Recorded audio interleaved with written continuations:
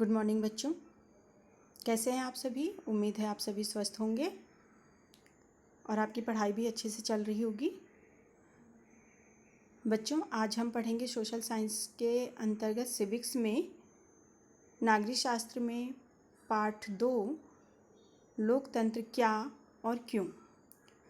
बच्चों, इससे पहले वाले अध्याय में फर्स्ट अध्याय में आप लोगों ने जाना कि किस तरह पोलैंड, चिले और घाना जैसे देशों में पहले तानाशाही था, यानी गैर लोकतांत्रिक शासन था, और फिर वहाँ पर लोकतंत्र आया। लोकतंत्र क्या है बच्चों, यहाँ पर आप लोगों ने उसमें ये परिभाषा अब्राहम लिंकन के द्वारा दी गई सटीक परिभाषा के बारे में भी पढ़ा होगा कि लोकतंत्र जनता का जनता द्वारा और जनता के लिए शासन है। अर्थात ऐसा शासन जिसमें जनता अपने शासक को चुनती है। यहाँ पर बच्चों, पिछले अध्याय में हमने दुनिया के कई हिस्सों अनेक विवरण पढ़े। इन विवरणों में हमने पढ़ा अनेक शासन व्यवस्थाओं और संगठनों को।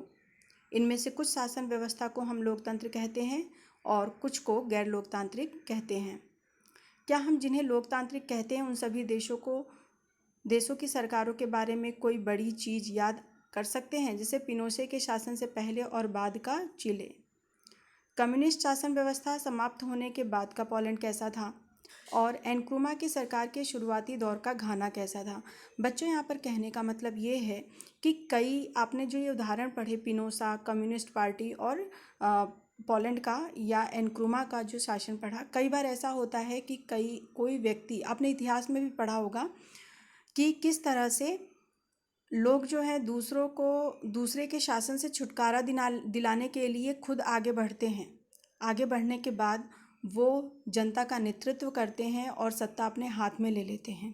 उन्हें पहले तो जनता चुनती है, लेकिन धीरे धीरे वो अपनी सत्ता को स्थापित करने के लिए वो क्या करते हैं, वो ये चाहते हैं कि हम सत्ता में बने रहें, और धीरे धीरे सारे नियम और कानून वो अपने अनुसार बना लेते हैं। तो शुरुआती दौर में तो हमने देखा कि वो लोकतंत्र था, लेकिन धीरे धीरे जब कोई व्यक्ति सत्ता में आता है तो उस सत्ता को अपने अनुकूल बनाने के लिए वो सरकार में वो नियमों कानूनों में कई तरह के परिवर्तन करता है। ठीक है, तो इस तरह इन सभी सरकारों में कौन सी एक बात समान है, हम इन्हें लोकतांत्रिक सरकार क्यों कहते हैं। पिनोशे के दौर वाले चिले और कम्युनिस्ट शासन व्यवस्था वाले पोलैंड और घाना में एनक्रुमा के बाद वाले शासनकाल से इनमें क्या अंतर है। इन सरकारों और म्यांमार के सैनिक शासन में क्या समानताएं हैं। लोकतांत्रिक इन सरकारों को गैर लोकतांत्रिक सरकार क्यों कहते हैं। इन बातों के आधार पर 2 तरह की विशेषताएं निकली, लोकतांत्रिक सरकार की और दूसरी गैर लोकतांत्रिक सरकार की। बच्चों, क्या केवल हम वोट देने का अधिकार मिल जाने के कारण ही हम किसी देश को लोकतांत्रिक कह सकते हैं। क्या वोट, यदि कोई शासक को यदि केवल जनता चुन रही है, तो क्या केवल इतने से ही हम उस देश में लोकतांत्रिक सरकार कह सकते हैं। यदि आपको वोट देने का अधिकार मिल गया, लेकिन आपकी आवश्यकताएं, आपकी ज़रूरतें अगर पूरी नहीं हुई, तो उस सरकार का कोई महत्व नहीं रह जाता। ओके, तो इसी पर हम चर्चा करेंगे। आगे देखिए, परिभाषा की ज़रूरत क्यों। यहाँ एक स्टोरी दी गई है। एक बच्ची होती है मैरी, वो मैडम से कहती है कि मैडम, जब हमने पहले चैप्टर में ही, पहले अध्याय में ही हमने लोकतंत्र की परिभाषा जान ली, तो हमें दूसरे अध्याय में लोकतंत्र पर चर्चा करने की ज़रूरत ही नहीं है। ये तो हमें पता चल गया कि लोकतंत्र का मतलब क्या है, कि जहाँ पर जनता का शासन हो। लिंग दो मैडम कहती हैं, तुम्हारी बातों में दम है, लेकिन कई लोग ऐसा नहीं, सामान्य जीवन में ऐसा नहीं होता। हम लोग कलम, बरसात और प्रेम, इन तीनों को जानते हैं, लेकिन मतलब केवल इतना कह देने से कि जनता ही वोट देती है और हम उसे लोकतांत्रिक नहीं कह सकते ना। तो वही कहते हैं कि जब तक हम किसी शब्द को प्रयोग नहीं करें और प्रयोग करने के बाद उसके बारे में खुद सोचें और विचारें नहीं, तो हम उसे वास्तव में लोकतांत्रिक सरकार नहीं कह सकते। कैसे, जैसे मान लीजिए यहाँ पर कलम है, कलम से लिखने का काम किया जाता है। बच्चों, अगर मार्कर लें, कलम होता क्या है, मतलब जिससे हम लिखते हैं। ठीक है, अगर हम मार्कर से भी लिखने का काम करते हैं और पेन से भी, फाउंटेन पेन हो गया, वॉल पेन हो गया, हम इससे भी लिखने का काम करते हैं। लेकिन क्या सबकी अहमियत एक जैसी है? आप कॉपी पे मार्कर से लिख सकते हो? बिल्कुल नहीं लिख सकते। बरसात, बच्चों जो बरसात की झीसी आती है हल्की हल्की, उसको भी हम बारिश कहते हैं। और जो आंधी के साथ बाढ़ ला देती है उसको भी हम क्या कहते हैं? बारिश कहते हैं। प्रेम, कई बार प्रेम में लोग सेक्रीफाइस करते हैं और कई बार दूसरों को मार डालते हैं। तो क्या हम उसे प्रेम कह सकते हैं? बच्चों शब्द एक ही है, लेकिन उसमें उसका तरीका अलग अलग है। तो मेरी फिर परिभाषा की ज़रूरत क्यों है? लिंग दो मैडम कहती हैं हमें परिभाषा की ज़रूरत तभी पड़ती है जब हमें किसी शब्द का उपयोग करने में परेशानी होती है। अर्थात लोकतंत्र जिसे हम कह रहे हैं कि जनता का शासन, जनता के लिए का शासन, तो फिर क्या केवल जनता के द्वारा वोट देने से ही वो शासन हो सकता है?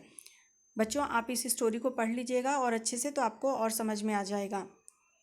लिंग दो मैडम कह इसके बाद से जो है योलांदा कहती है कि क्या मैं कुछ कर सकती हूँ? हमें कोई परिभाषा तलाशने की ज़रूरत नहीं है। मैंने कहीं पढ़ा था कि डेमोक्रेसी का मतलब होता है, ये डेमोक्रेसी क्या है? यूनानी शब्द है जिसमें डेमोक्रेशिया है, और डेमोस का अर्थ होता है जनता और क्रेशिया का अर्थ होता है शासन। तो इस तरह से डेमोक्रेशिया का मतलब हुआ लोगों का शासन, क्योंकि लोकतंत्र डेमोक्रेसी शब्द से निकला है। तो इस तरह अगर हम शाब्दिक अर्थ निकालें तो इसका मतलब यही हुआ कि जनता का शासन। तो हमें लोकतंत्र की परिभाषा ढूंढने की ज़रूरत नहीं है। तो इस पर लिंग दो मैडम क्या कहती हैं? लिंग दो मैडम कहती हैं कि अब आप एक कंप्यूटर ही ले लो। कंप्यूटर को अगर हम बात करें तो यह कंप्यूटर भी शब्द जो है वो कम्यूटिंग से निकला है, जिसका अर्थ होता है गणना करना। तो क्या आज के समय में हम कंप्यूटर से सिर्फ गणना ही करते हैं? नहीं ना बच्चों, बहुत सारी चीज़ें हैं कि क्या हम उससे केवल जोड़ घटान कैलकुलेशन ही करते हैं? नहीं, आज हम कंप्यूटर से बहुत सारी चीज़ें करते हैं। टिकट बुकिंग करना, एक दूसरे से कम्युनिकेट करना, अपने डाटा, अपनी फ़ाइल, अपने फ़ोल्डर बनाकर रखना।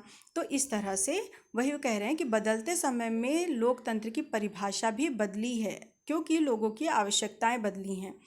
तो फिर लोकतंत्र क्या है? आखिर हम कैसे, किस चीज़ को लोकतंत्र हम कह सकते हैं, ये यहाँ पर बताया गया है। चलिए आगे देखते हैं। एक सरल परिभाषा लोकतंत्र की: लोकतंत्र शासन का एक ऐसा रूप है जिसमें शासक का चुनाव लोग करते हैं। ओके, इसके बाद लोकतंत्र की विशेषताएं, मतलब यहाँ पर यह बताया गया है कि लोकतंत्र की विशेषता क्या है, कौन कौन सी विशेषताएं होनी चाहिए लोकतंत्र में। मतलब किसी भी देश को लोकतंत्र कब कह सकते हैं? आखिर ऐसे कौन कौन सी विशेषताएं हैं, कौन कौन से तर्क हैं जिसके आधार पर हम उसे कह सकते हैं कि ये क्या है, ये लोकतंत्र है। जैसे बच्चों आप लोग 8वीं में पढ़ रहे, आप भारत को धर्मनिरपेक्ष भी कहते हैं। तो भारत को धर्मनिरपेक्ष क्यों कहते हैं? उसके कुछ सिद्धांत हैं, कुछ विशेषताएं हैं जिसके आधार पर हम उसको धर्मनिरपेक्ष कहते हैं। तो ऐसे ही किसी भी देश को लोकतंत्र कब कह सकते हैं, उसके भी कुछ सिद्धांत, कुछ विशेषताएं हैं। आखिर ये विशेषताएं क्या हैं, ये हम अगले वीडियो में जानेंगे।